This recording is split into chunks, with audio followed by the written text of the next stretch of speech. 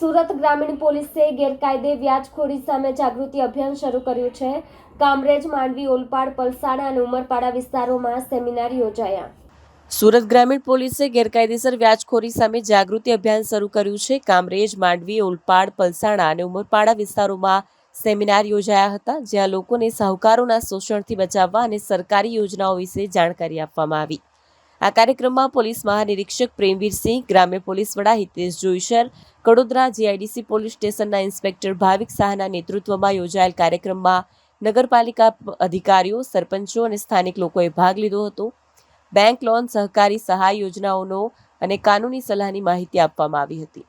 સુરત પોલીસે બેંકો સાથે મળીને નાણાકીય સહાય મેળવવા માટે દિવ્યાંગ બોન્ડ મેળાનું આયોજન પણ કર્યું છે।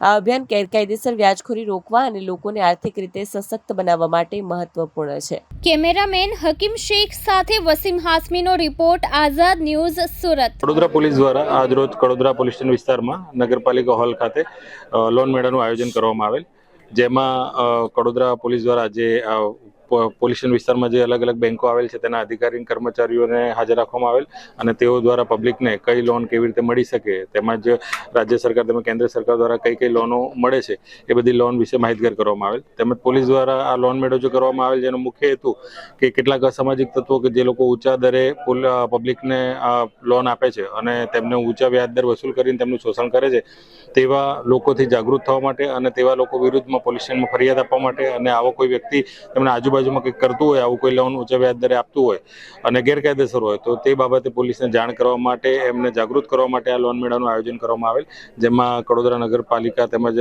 આજુબાજુના ગામોમાંથી સરપંચો તેમજ બધા આગેવાનો સાથે ઘણા બધા માણસો હાજર રહેલ, જે લોકોને આ બાબતની સમજ કરવામાં આવેલ અને ખૂબ જ સારી રીતે આ પ્રોગ્રામ સંપન્ન કરવામાં આવેલ।